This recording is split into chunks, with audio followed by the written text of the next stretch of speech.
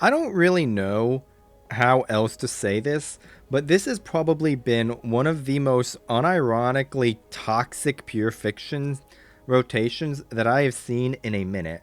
First of all, there's you can literally see right off. There's this motherfucker right here, which isn't brilliant, but we'll get to that in a minute. But looking at side one, first of all, there's these motherfuckers, which are the ones who do the really annoying action advance whenever one of their allies dies, and then they deal shared damage to your team. That's pretty cringe. And then second of all, there's these motherfuckers who I forgot existed until now because I've not seen them like almost anywhere. Uh, because I think Hoyo knows that these bastards are like really annoying because they can revive, like whenever they die they immediately revive themselves, uh, because apparently fucking wave 1 fodders with 2 lives is the pure fiction meta now. uh, that which is like I don't even have words to describe exactly what I think of that. That's not going to get me banned off of YouTube.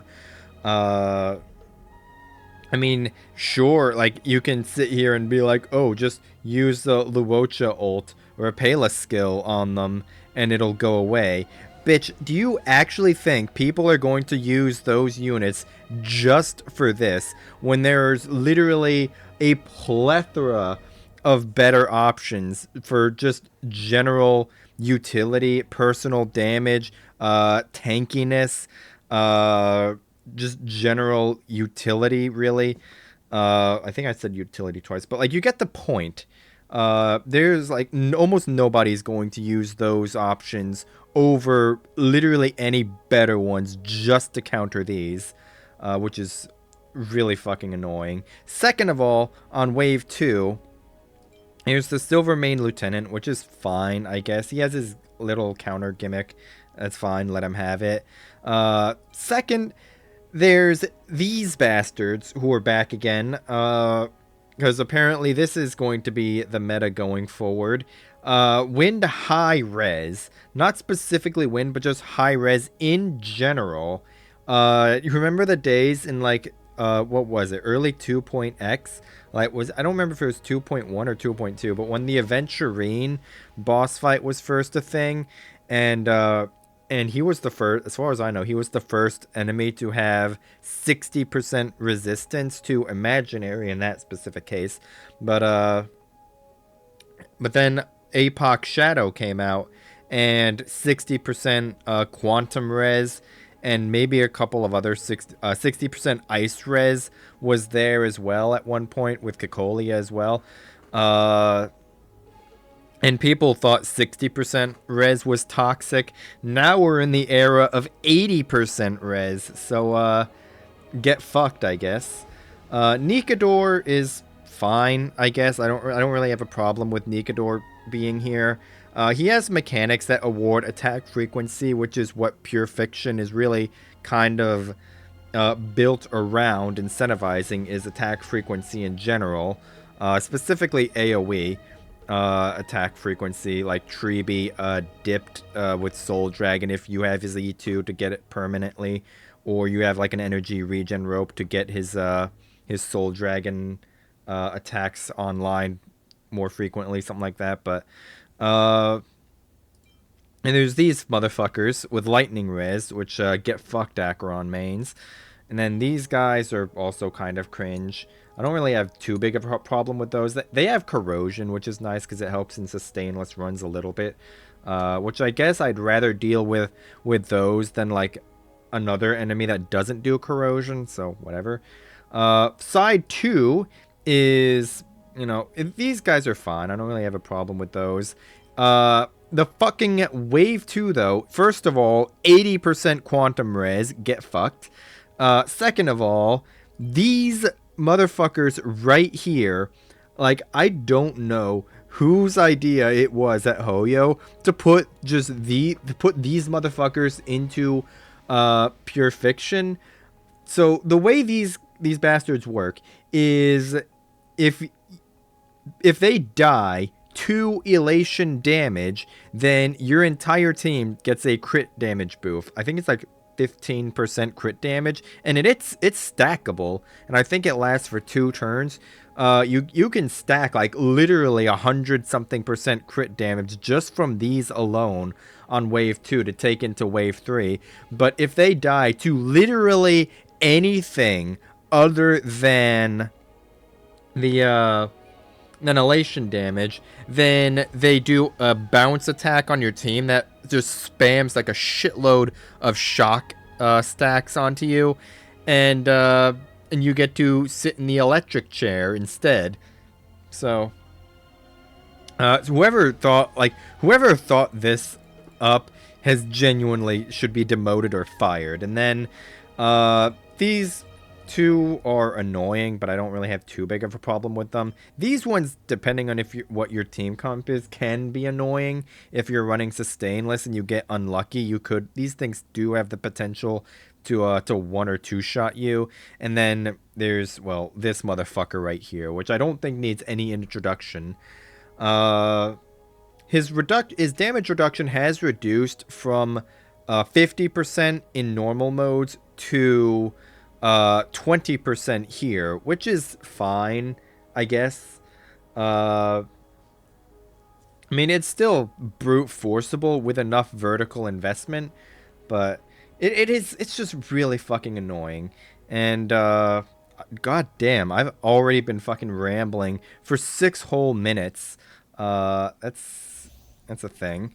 Anyway, I guess we're gonna have to play the game. I don't know why I did that, but whatever. Stewie, what do you think of that? We're gonna summon. We're going to use Robin's skill and then use Treebee's ult after Robin's skill is up, just to maximize DPS. Not that it really did anything. No, I don't need a skill right there. This is gonna do that. And what I'm gonna try and do is I want to focus as much damage as I can. I want to try and kill off these 2 guys who have the revive to maximize the amount of enemies that will actually die when I ult. It is so fucking cringe, man. And then we're going to hit you. And that's fine, you're gonna do that. And Saber's gonna mana burst off of this. That's fucking cringe. Fuck you, man. I could have lived without that happening.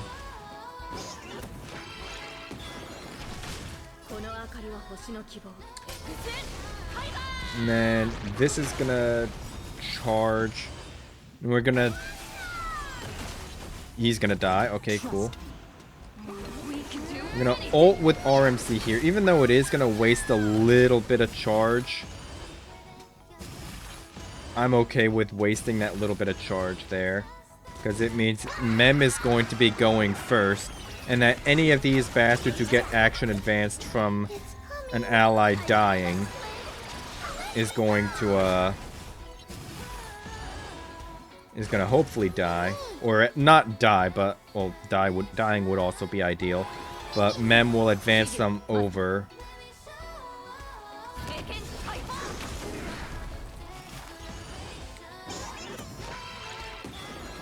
And then this is... Yeah. I really think I could have lived without that, but whatever. And we're gonna mana burst off of this. Mem's support is going to run out, which is a little unfortunate, but there is a small window in between the in between Saber's mana burst resolving. There's a very short window where you can ult after her energy is filled, but before her turn ends. Because the energy is so there's like this whole pipeline called the event pipeline, where there's just off the top of my head, there's action start, skill point event, deal damage start, deal damage end, take damage start, take damage end, which is basically where all of the buffs and modifiers and stuff are calculated. During the deal damage start, it accounts for like your stats, your buffs, crit damage, whether or not you crit, all that shit. And then it takes that result, and then on the take damage start, it calculates how much that damage is going to be increased by multipliers on the enemy, whether it's going to decrease because of resistance, shit like that. And then take damages end is where the damage is actually dealt, and not action end, the ability end step is where Saber's energy is refilled, which is right before the action end. So you have a very short window where you can ult on her turn during a mana burst, or get her mana burst on her turn, and still ult with her buffs before they expire. And you see, like, right there, she still has Mem support. And that's death. Okay, cool. I'm not gonna be able to get RMC's ult to get her skill, but she does have her turn coming up, which should be fine. It's gonna break war armor, that's fine. I'm just gonna skill here just for the energy. That was pathetic. Okay. Mem and then Saber. That is really unfortunate. I would have preferred to for that to have not happened like that, but it's gonna have to be what it is.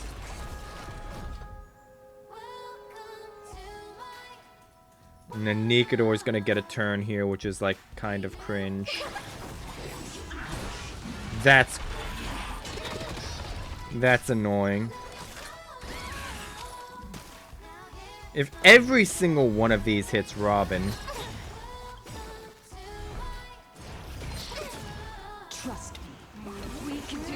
Okay, I guess we're on a timer now.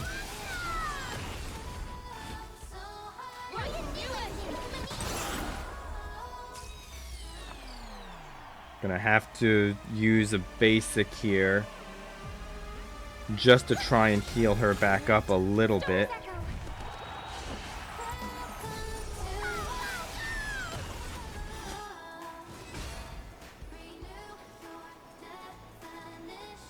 I want to try and hold on to... I want to try and leave these low health enemies on the field, but I don't think it's possible. So we're just gonna mana burst.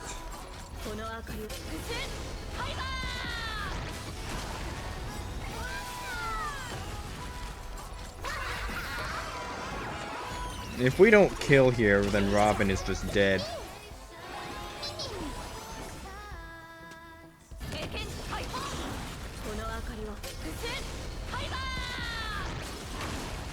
Yeah. Oh yeah, did I mention that these bastards have 37 million HP? Cause they do. On the bright side though, as long as Robin has enough health to survive just one hit, Saber's going to get her mana burst from this. When these bowmen take their turn, I could actually break one of them here. I can break this one, and then only one of them is actually going to get a turn. But Saber should mana burst.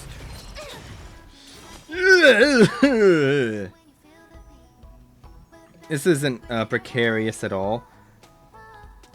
And then Nikador is just gonna die to this man. I quit. I quit this fucking stupid game. I don't want to play it anymore. It's nice knowing you.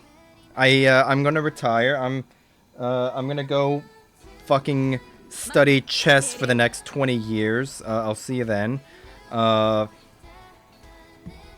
This fucking game sucks, man. I don't want to play anymore.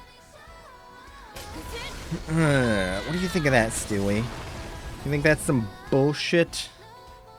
I think that's some bullshit. Anyway, on the bright side,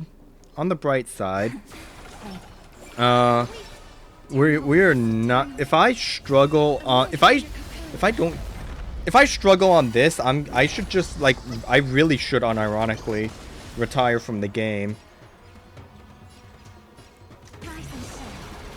But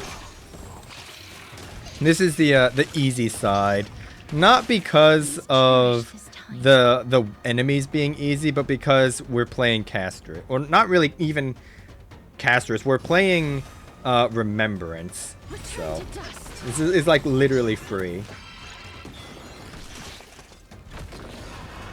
We're gonna win a little too hard, and that's gonna happen. But it's fine.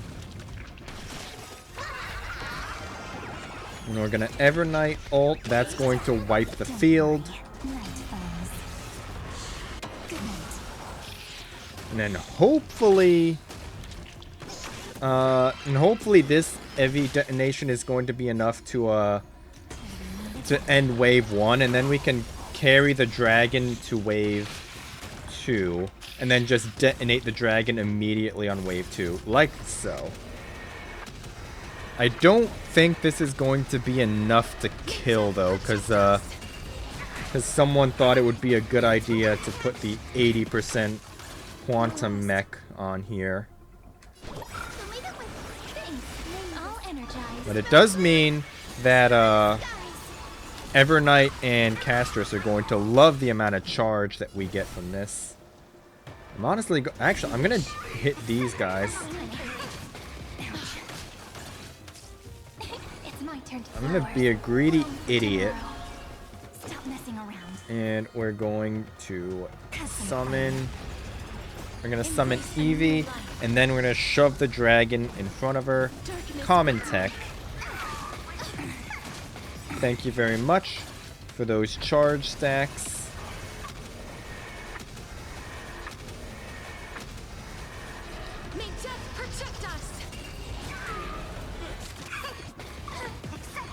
How did none of those hit Evernight? Hello? Or Eevee? Hello? Game?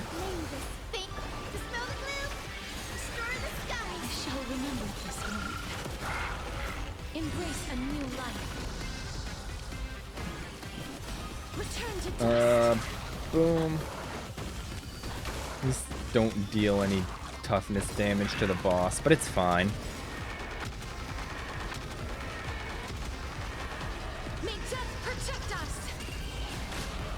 There goes a third of its health. Cool. Memories waiting to be woken up by a shooting star. Remember me with love. And then May life and death sprout new buds. Don't blink. Need time. Watch over the Evernight. then we're going to queue up a Hyacinth ult, and that's gonna charge up Cassie's new bud. And then this, honestly, I wanted Eevee to be the one to kill here, but Cassie's about to break, and then the boss is just going to absolutely get demolished. No, this guy's not surviving that. No, that's unfortunate. I wanted Evernight to get the kill there, but you know, whatever. That's fine. So. In conclusion, if you ever wanted to know why you should vertically invest, there's your best proof. Not really. But this is something that I've been wanting to actually make a dedicated video on this sort of thing, but I've just never figured out how to like kind of like do it without it just being like a fucking rambling session. But basically, I'm just going to try and summarize it real quick. This game massively incentivizes vertical investment more so than just about any other gacha game. And like I don't have a script or anything like this. I'm just trying to like recite, even though I have a bunch of points that like I in the back of my fucking mind that I want to talk about. In the interest of this not being an hour long, I'm going to at least try to summarize this as quickly as possible. And basically, the long and short of it is that this game, first of all, is a meta-driven game. The sooner you get that through your head, the better off you're going to be. Any live service game in general is going to be like this, but HSR, especially HSR, just because of the nature of being turn-based and not being like more open world like Genshin, or fucking what's the name? Like I don't even remember the name of it. That fucking one with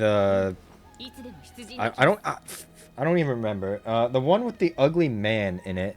But basically, those types of games, you can, like, skill can overcome the gap a little bit to an extent. And that is true for HSR as well. Investment can bridge the gap a little bit, but HSR is a more meta-driven game than any of the others by nature of it being turn-based, because you can't like just dodge out of the way of an attack. If you're trying to use like a level 1 character for like a solo, you can theoretically just dodge every single attack and never die, and then just chip the boss down like that. But that just doesn't work in HSR because it's turn-based. You can't just dodge out of the way or do any of these other types of bullshit. So HSR is a meta-driven game first and foremost, and also it is vertical investment. This is the biggest point I want to make about. First of all, you should, if you want to do well in this game, you have to care about meta to an extent. That doesn't mean you have to like follow meta religiously. That doesn't mean you can't pull a character just because you like her, or whatever the case may be.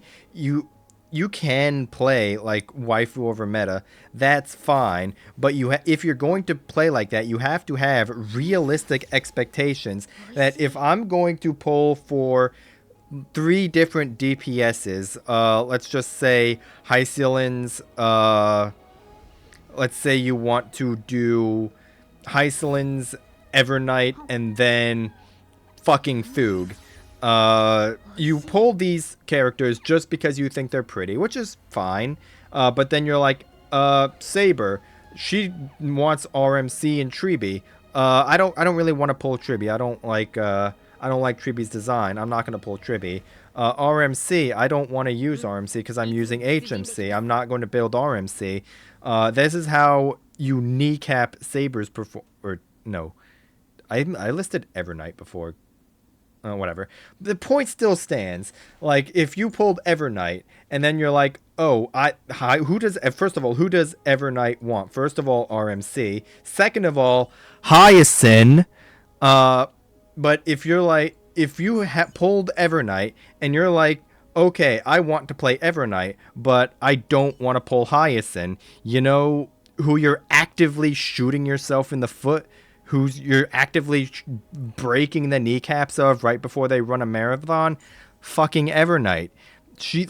I am telling you, the difference between having Hyacinth versus not for Evernight, even at an E0 S1 baseline, is absolutely fucking enormous. Like, I genuinely cannot describe in a simple amount of words how big of a deal it is that you get Hyacinth if you want Evernight to work. Evernight unironically borders on non-functional without not without Hyacinth. But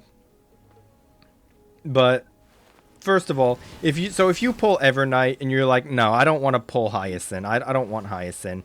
You pull who did I say before? You really are cute. Where the fuck is Hycelins at? You pulled Hycelins and you're like, oh, I don't want to pull any Dot characters, which to be fair is which is exactly what I did, because Dot's fucking dog shit because Kafka's on the team. I would literally I would rather get hit by a train than play Dot. But instead, to remedy that, I just fucking pulled her E4 and I use her as a generalist debuffer, which I'm not going to get too far into that, but just know that she genuinely does do really, really good as an amper. Her 90% damage steroid becomes team-wide with her E2, and then 20% res pen on her E4. And that's on top of her vulnerability and her defense shred. And on top of her, for what it's worth, personal damage, even though I don't build her for that. You know, damage is damage, I guess. But second of all, okay, so first of all, well, no. Which of all am I on? I don't even remember. First of all, meta-driven game. Second of all, if you want to pull for only characters you like, you have to have realistic expectations that you are not going to do well in higher level endgame, purely because your account does not have the infrastructure to sustain that, because you made I don't want to say greedy or stupid, but you are actively shooting yourself in the foot by doing that. And that's fine. If you want to play like that, there's nothing wrong with that. If you want to go build a fucking Arlen and run MOC with him, you can do that. No one is going to stop you. People might make fun of you for it, and deservedly so, by the way, but you can do that. But you have to understand, when you do that, going in, you are going to get absolutely wrecked because you're objectively wasting resources. But I'm not going to get too much into that. And then third of all, vertical investment is tremendously rewarded in this game. So just to name a few examples, Evernight at an E0 baseline has 2 stacks of Darkest Riddle per ult, which is her enhanced state. So her E0 gameplay becomes balancing out her biggest nukes when she's in Darkest Riddle, and saving all your resources to pour into those damage windows. But with her E2, you don't have to deal with that anymore because her Darkest Riddle is effectively permanent. Who else is there? Hycelins, if you want to play her on a Dot team, which to be fair is what she's made for, her ultimate field scales with the number of unique dots on the enemy up to 8, which at an E0 baseline, you can only get 6 unique dots onto any given enemy. But guess what? Her E1 fixes that, because what her E1 does is it literally doubles her talent stacks. So instead of being hard capped at only 6 procs and actively losing 2 procs of damage every single time, her E1 fixes that. Kazlana, where the fuck is Kazlana at? Kazlana suffers from limited action count, limited ult uptime, and there's no way to play around it. But guess what? His E2 fixes that. Cyrene, she suffers from, depending on the team comp, she suffers from getting her ult in a 0 cycle context. Honestly, like, if you're not trying to 0 cycle, it's fine, realistically. Like, you can get her ult on turn 1 and then just wipe the field immediately after that. That's fine. But there. Why do I keep saying Hyacinth or Hysolins? I fucking talked about them a bunch, but Cyrene has her ult ramp up time that she has to deal with at an E0 baseline. But you know what fixes that? Her E2. So vertical investment. Okay, also, I just want to mention this. E1 Tribi is absolutely fucking. It's probably one of the best E1s in the game. Hoyoverse is legitimately becoming more and more comfortable with making incomplete kits at an E0 baseline and then putting those solutions back behind an Eidolon, or an early Eidolon, by the way.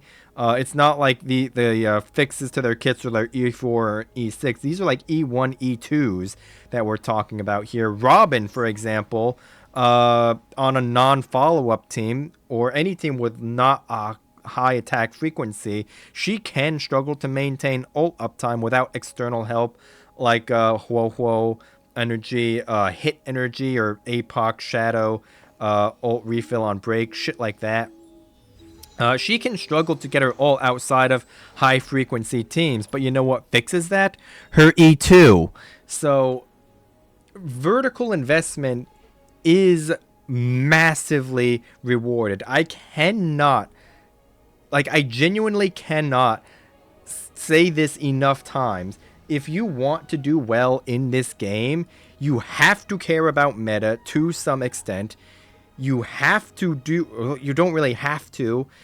There is pros and cons to doing horizontal investment, but pretty much every meta player that you're ever going to talk to is going to say do vertical investment, because this is how if you want your older teams to stay competitive, you have to vertically invest. Like, and I get it, like free to plays don't get to pull at every single patch. Like, for me, because I spend money, I can just be like, I'm just chilling. Like, if I want this character that bad, I'll buy it. If I want this light cone that bad, I'll buy it. If I want this Eidolon that bad, I'll fucking buy it. So on and so forth. But free to plays, first of all, on average, get 91 summons per patch, which is enough to guarantee a 5-star. Which, first of all, is fine. That's brilliant. You're literally guaranteed a 5-star every single patch. But second, you don't have to pull every single patch, because when you vertically invest, let's say you're vertically investing into, just for example, Saber and Remembrance, because I'm just going to use these examples because these are what's at the top of the screen. And then Hysolin's debuts or gets a rerun, unless you're doing some fucking crackpot thing like I am over here. You don't have to pull her. I think Break had Dahlia and Firefly rerun literally last patch. If you're investing into these two teams, you don't fucking care about those. And if you're investing into these two teams, you don't fucking care about Elation. So your reward for vertical investment is that you don't have to pull every single patch, and then you build up the resources that when something that you do want, like this Eidolon or this support, or the Eidolon for the support, or whatever the case may be, or this fucking light cone. I have a fucking Hyacinth light cone on RMC, which is separate from Hyacinth's. You don't have to pull every single patch, so you can reasonably vertically invest and get these E1s, these E2s, and these light cones, which, by the way, light cones are also cheaper. They're 80 less max pity, and soft pity starts 10 sooner. But anyway, I just lost my entire fucking train of thought. So in conclusion, I guess, one, you have to care about meta to an extent. if you don't care about meta, you have to have realistic expectations to come as a result of that. And 3, vertical investment is absolutely supreme. This vertical is more incentivized and more rewarded in this game more than any other. And then, like I also talked about previously, Hoyo is becoming more comfortable with releasing shut the fuck up. With releasing incomplete kits at E0 baseline and then putting the solution behind light cones and early eidolons. So, and then also, like I was saying earlier, your free-to-plays will get an average of 91 pulls per patch, and over the course of a long period of time, this is going to address the whole, like, oh, what if I lose to 50-50? In response to that, like, you, over the course of a long period of time, you are pretty much guaranteed to get 1 out of every 2 limited support, or not even supports, limited characters that come out, even accounting for the 50-50, because mathematically, first of all, the odds are actually slightly in your favor at like 57-43, which you could have an unlucky streak and lose like 2 or 3 50-50s in a row, because streaks don't exist.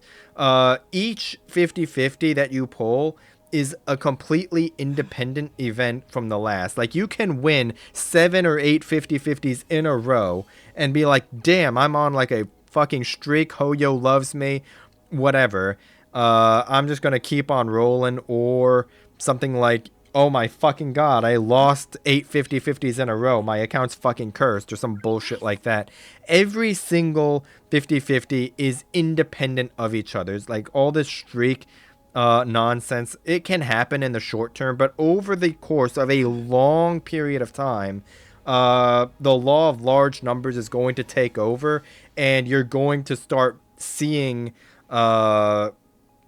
this exact sort of principle come into play, where you're going to end up with more characters than you would have if you don't do some bullshit. Like, I lost my own train of thought mid-sentence, but mathematically, accounting for the fact that you're probably at least 1 in 3 polling sessions, you're going to get an early 50-50. Whether it's a win or lose is irrelevant. You're going to get an early, on average, 1 in every 3, and then you have the 50 over the, like I said, over a period of time, you're going to eventually see the statistic normalize around the 57% mark, and then combining all of these factors with the fact that you don't have to pull every single patch, because you can skip anything that you're not vertically investing into. You can skip dot, you can skip break, you can skip elation, you can skip all this shit and just vertically invest into these 2 teams and be perfectly fine. Anomaly arbitration is just kind of more, it's really more of a flex, and you can do 2 of the 3 nights with your vertically invested teams, and then just take the self-modeling resin, call it a fucking day. With the new Skyward mode, or Skylight mode, whatever the fuck it's called, where there's an extra stage added to MOC, Pure Fiction, and APOC, that requires 3 teams. If you vertically invest into 2 teams, and you don't have a third one for that endgame mode, you are missing out on exactly 300 Jades, which is 1 and 80% of, like, I'll just say 1.8 pulls per rotation, which is, and that's over the course of all 3 rotations, because you only get 100 Jades per mode. So if you clear what I'm just going to call MOC 13, you clear that, you get 100 jades. If you clear Pure Fiction 5, you get 100 jades. If you clear APOC 5, you get 100 jades. That's 300 total. If you don't have a third team to clear those stages, you are missing out on a whopping 1.8 pulls, which you're already getting 91 pulls on average, which is a guaranteed hard pity anyway. So, fuck it. Anyway, fucking holy goddamn shit, I've been talking for 40 minutes. Okay. Yeah, that's a thing. Okay, cool. I'll see ya.